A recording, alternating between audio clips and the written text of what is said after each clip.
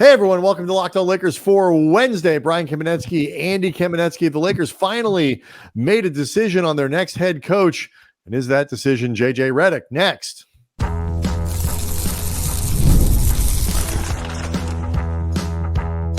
You are Locked On Lakers, your daily Los Angeles Lakers podcast, part of the Locked On Podcast Network, your team every day. Thanks to everybody for making Locked On Lakers first listen of every day, Monday through Friday, no matter how or where you get your podcasts. This one's always free and never behind paywall. And Locked On Lakers on YouTube is over 24,000 subscribers are all hanging out and wondering if, Andy, it is finally happening. The Lakers, after a few weeks of presumably being enamored and infatuated and intrigued by JJ Redick, are now basically at the point where they're ready to hire the guy. Many reports coming out, starting with Charania from The Athletic on Tuesday, I should say, that indicate the Lakers are, depending on how you want to read the verbiage, basically done with the process and just have to wait for Redick to be done broadcasting the finals.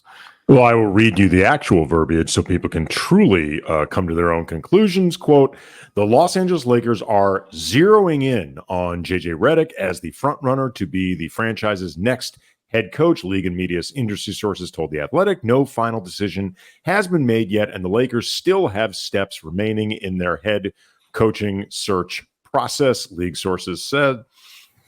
But the indications are strong that Redick is the leading choice at this stage. The Lakers' search has been seriously focused on two candidates. Editorializing myself seriously is doing a lot of work here.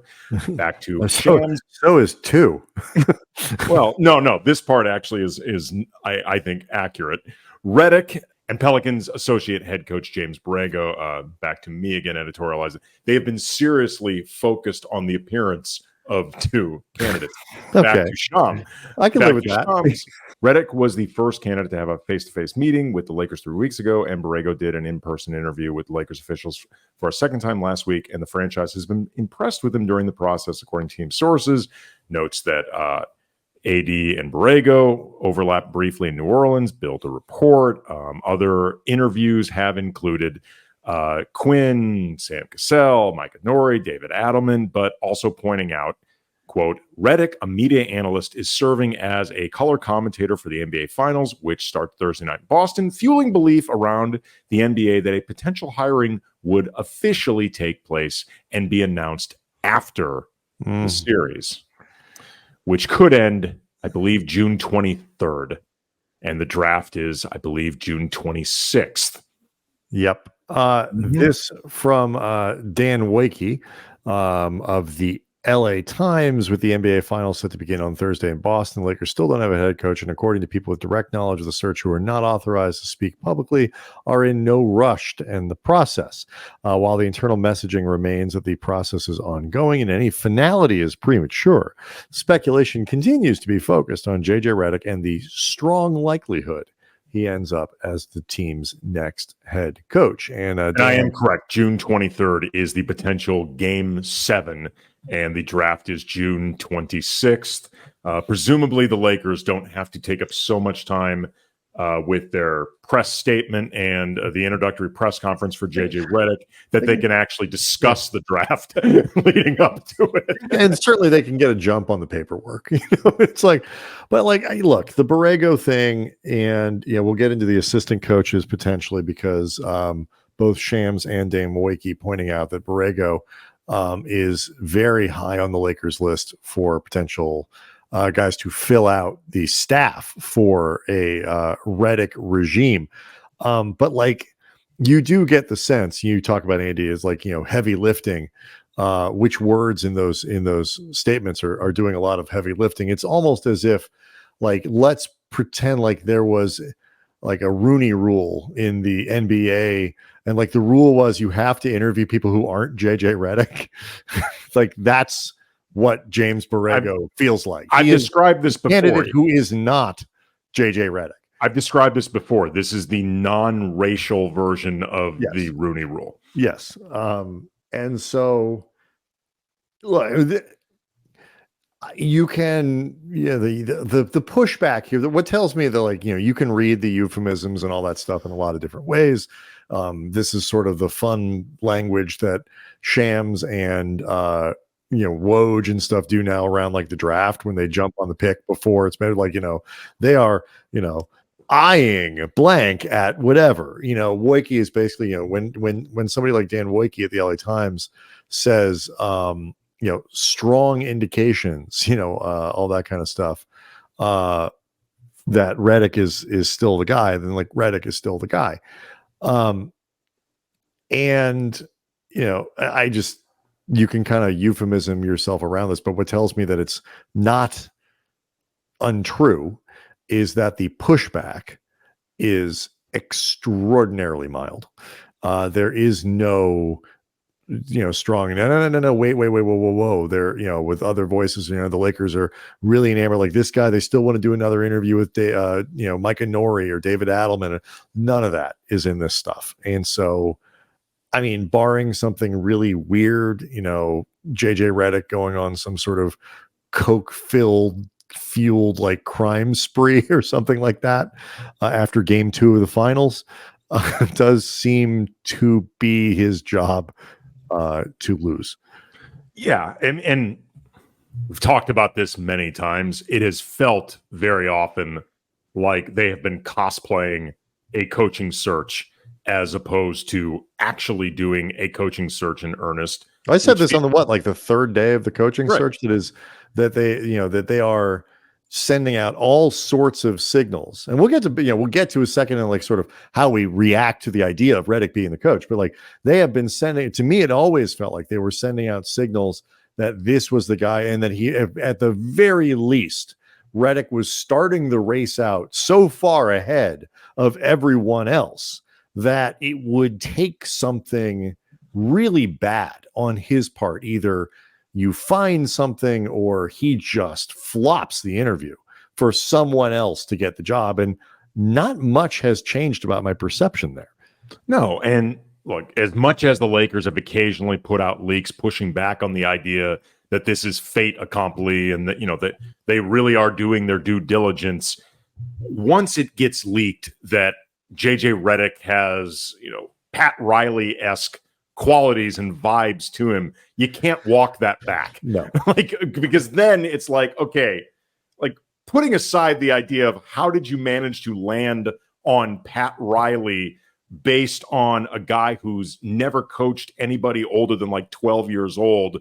And some of this was coming out before we had heard there was even like a formal interview.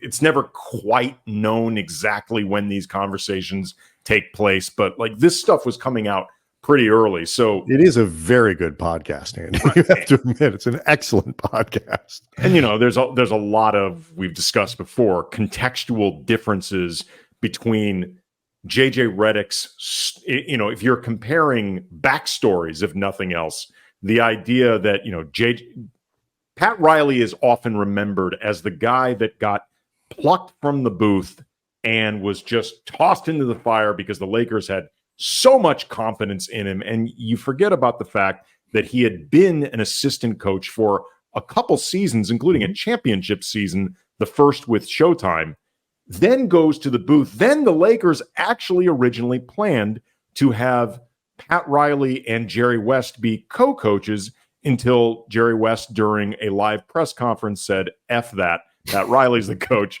I don't want to do this because coaching makes me more miserable than I already am.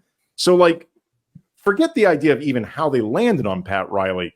Once you put out there that he's reminding you of Riles, then if you don't hire him, it's, wait, the guy reminds you of Riles and you didn't hire him? Like, you're damned if you do, damned if you don't, regardless of how you feel about Redick in and of himself. Yeah. It's an interesting comparison. And, it's funny, like, my reaction to Redick is different than my reaction to this process.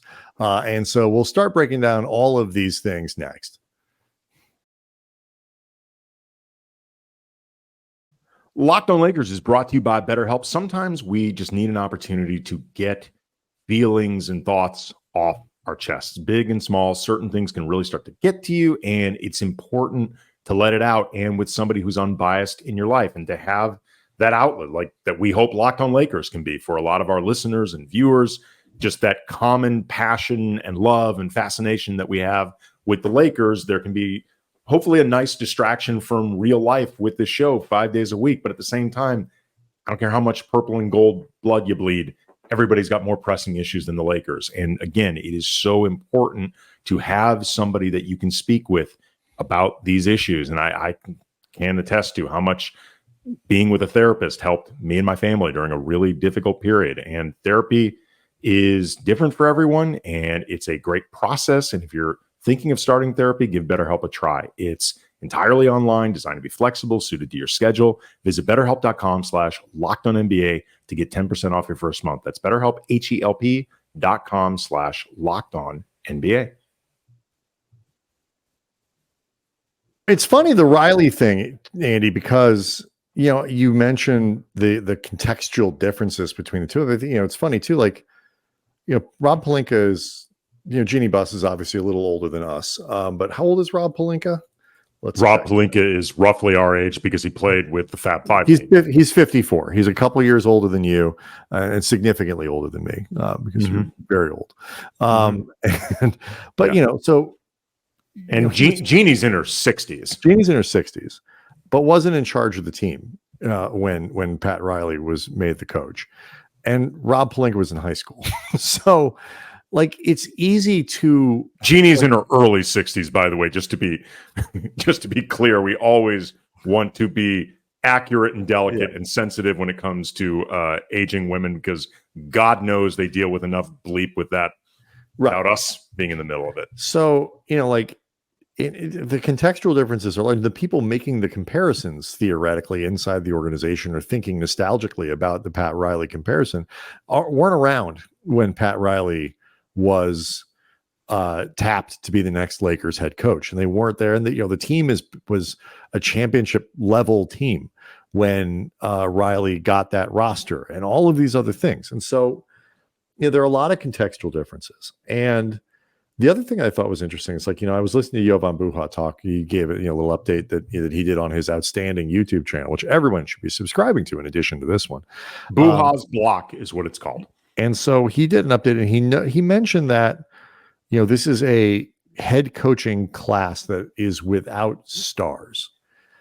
And that made me laugh because JJ Redick is the star of this class. Redick is the sort of hot name, the exciting guy, the high profile. He's the biggest star in this group.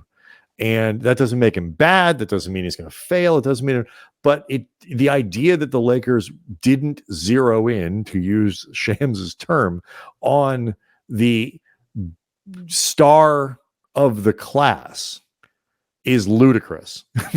The guy, he is 1000% the highest profile candidate out there, the most intriguing name, all of these other things. And and again, that's fine. But, like, that's what this is. And if you're skeptical, one of the reasons to be skeptical is this concern that the Lakers kind of got sucked in by the concept of JJ Redick more than they did the actual guy. Now, that said, the actual guy seems pretty impressive. Like, I don't necessarily think that Redick is destined to fail or anything like that. And I think somebody like Nori or Adelman going from an assistant to a head coach, like, there's a lot of learning curve there too. Like, the idea that these guys are like light years ahead of Redick, but, like, there's less of a learning curve, and it is less of an extreme move to take a guy and make him a first-time head coach rather than just a first-time coach. Okay. Side note, this has just feels like it's shaping out to be just an outstanding week for JJ Redick, because of what we've been discussing for the last 15 minutes and change, but also if you've seen the new FX series Clipped about the downfall of Donald Sterling and losing the Clippers, based off a podcast created by our friend Ramona Shelburne of ESPN, her 30 for 30 podcast. the actor who they brought in to play JJ Redick looks like an Armani model. like I remember being like, Redick's a nice looking fella, but like this guy looks like he hangs out with like Giselle in the gang. So like, if you want to talk about Redick's ego just being boosted in all sorts of different places, he's strutting into El Segundo. Good week for JJ Redick. I mean, the process end of this is, it's going to leave a lot of questions to be answered, and I doubt we're going to get full transparency when JJ Redick is presumably and eventually introduced by the Lakers. I don't think Rob Pelinka is going to be offering anything when it comes to like a peek behind the curtain. And you know, there ultimately the proof about whether or not this was a good idea will be revealed. But it has felt like, you know, right down to Coach K being one of the unofficial advisors in this process. Who else would... Supposedly he knows a lot about, you know, Dan pointed out again, and it was in the Athletic report, like, you know, it's not just his knowledge of Redick, it's Redick and other candidates, but that feels mostly like JJ Redick. Respectfully to Coach K, who clearly knows a hell of a lot about basketball, it feels very much like you bring in that guy to steer you down the road that you already want to go down. And with that being said, with it becoming so clear that they want to get in the Redick business, it does bother me that they just haven't hired the dude. Like, just hire him. And it feels like whether this is because, and this is pure speculation on my part, I just want to make it clear, you know, Brian and I do work for ESPN Radio, but I don't know if any of this is the reason, but I'm just thinking about like why you haven't just done this. You know, I know that there's been the cosplaying of due diligence, or I guess maybe actual due diligence going on by the Lakers that would stretch this out. I don't know if the Lakers want to wait because the NBA or ESPN or both don't want the hire to overshadow the finals. JJ Redick calling the finals, overshadowing what he does in the booth while calling the finals. The league worrying that if JJ Redick is on ESPN talking about Kyrie Irving, like this somehow becomes tampering attempts. Like, everybody needs to, if things like that are going on, I'm just going to say everybody needs to grow up. Everybody needs to be pragmatic about this. And quite frankly, if you believe in all these, you know, strings being pulled behind the scenes, like, the NBA wants the Lakers to succeed. I think we can all agree with this. The league is in a better place when the Lakers succeed. So that being the case, you should want to give JJ Redick or whoever the hell the Lakers hire as their coach the most runway possible to start his job so the Lakers get off on the best foot possible. Yeah. This is just honestly, like, the idea that, you know, from Shams' reporting that there's a lot of belief that they would wait until the finals end. That's ridiculous. Like, that's honestly stupid. And everybody, the Lakers have always been, to, I think, to Jeannie's credit, because certainly the league would say, to Jeannie's credit, a very good partner for the league. Yes, and I tend to agree with you that, you know, I mean, Charles Lee is coaching the Celtics. He's on the Celtics staff right now. He's a Hornets employee. Right. Like, but I think it has less to do with that and more. I mean, like, do I care if Redick does his commentary job in the finals as while he is the designated Lakers hire? No, I do not. I think it's fine.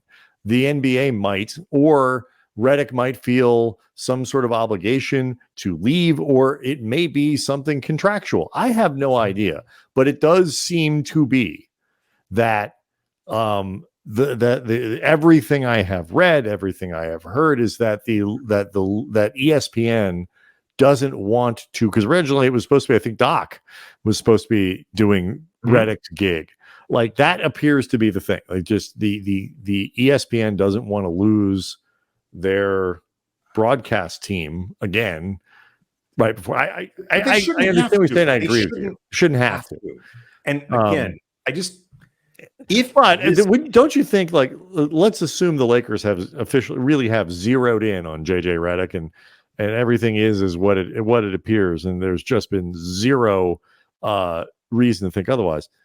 He's doing head coach stuff for the Lakers. It's not the same as being able to go to the building, but assuming the Lakers gave him permission to finish his job with ESPN, he wouldn't be in the building anyway. But like, you don't think that he's looking at draft film and going over Lakers tape and doing all the stuff that a coach would be doing if, he had been hired? I mean, if the Lakers had hired Cassell, he'd still be finishing in the finals with the Celtics. Right. But the difference is, it feels like if they wanted to hire Sam Cassell, they could just hire Sam Cassell. Right. No question. But in terms of the annoyance or the restricted thing, it does hurt the Lakers a little bit that he's not going to join the team and theoretically until like 4 days before. Well, it also makes it difficult until he's officially hired to probably get all the assistance you want, because they're not going to want to potentially leave a team that they're a part of to join something that you never know if it could fall apart. That's there is some truth to that. I mean, the finality of this helps, again, not just the Lakers. I think it helps the NBA and it helps ESPN because, they broadcast a lot of Laker games. It's true. And the idea that this would overshadow the finals, it wouldn't be. If you actually think that, you got much bigger problems with your product. If you think the announcement that JJ Redick was hired by the Lakers, or the knowledge that Redick is doing this job while also being hired by the Lakers, a lot of thunder. The next head coach of the Lakers would steal a lot of thunder. It would. Not that much. Wouldn't. It would. It would definitely take at least a day or so of attention away from the. Then you know what? Do it now before the damn finals start. You've had a dead period of like a week and a half between conference finals and now. Do you think this is a good idea? Like, are you excited at the prospect of JJ Redick as the head coach? That's the question next. Locked On Lakers brought to you by FanDuel. It is winner take all time in the NBA and the NHL, and FanDuel's giving you a shot to bring home a big win of your own. Right now, new customers get $150 in bonus bets with any $5 bet that pays off, that wins. So just pick the most obvious thing possible, just something that feels like it can't lose because common sense. Win it off $5, you get $150 back in bonus bets, and you can use those on spreads, on money lines, player props, all sorts of fun stuff. Visit FanDuel.com/lockedon. Make every playoff shot count. FanDuel, America's #1 sportsbook. So, okay. I mean, it's a very Lakery kind of process, and like the kabuki theater of being interested. But sometimes, like, you see your guy, you got your guy, and this is the guy. And that is not inherently bad. There is nothing inherently, that tells you that JJ Redick is a terrible idea, that he's going to be a monumental failure. He is the track record for people who are doing what he's doing is not great, but there also aren't that many people who do it. And in this day and age of film and of others, I do think contextually it is a little bit easier to do, to make some of these leaps if you have a certain kind of background, if you're around the game, if you're of the right, a guy with a certain mindset, certain intellect, and whatever. And Redick appears to have all of those things. He just doesn't have the background in coaching. So with all that in mind, are you excited at the prospect of JJ Redick as the next Lakers head coach? There's a lot. I would not go so far as to say I'm excited, because me being excited over it could potentially put me down the same treacherous road as the Lakers being excited by it. Because in certain respects, enamored, Andy? Are you in certain respects, neither one of us knows exactly what the hell we're infatuated over in the first place. I am definitely intrigued. I mean, if nothing else, this is a really interesting choice if it turns out to be the choice.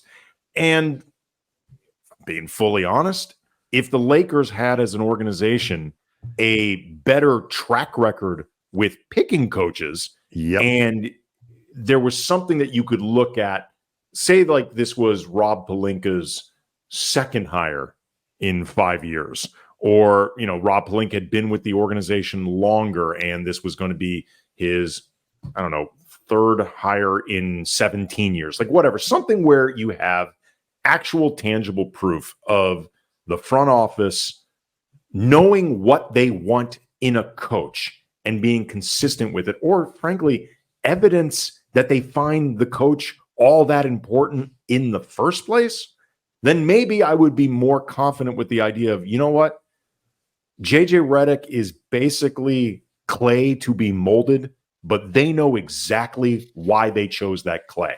Yep. But their track record, even acknowledging they may knock this thing out of the park, their track record does not lend themselves the benefit of the doubt. It just doesn't.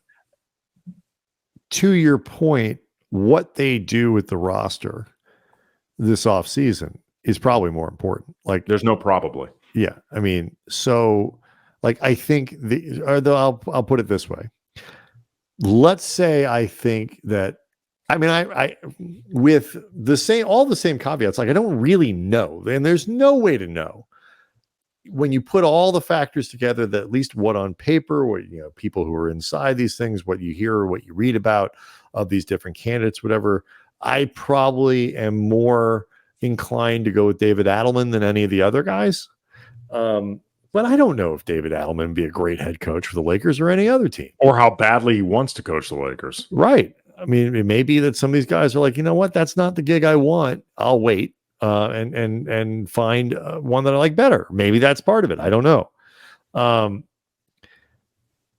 But like all of that said, the gap in my mind between Adelman on the sidelines next year and Redick on the sidelines next year is not nearly as big as the gap between Pelinka does a good job upgrading this roster in the offseason, or Pelinka doesn't do a great job, or like they're exactly what they are now. Like that's going to be what determines where the Lakers go. And to your point about trust, don't totally trust Pelinka to get that right. Like it's a mixed bag. It is not all bad. Like the idea that Pelinka has been all bad at putting together rosters is very unfair to Rob Pelinka. The idea that Pelinka has been very good at keeping rosters together that are good is 100% fair. Sustaining quality rosters has not been a strength. And so it is fair to be distrustful of that.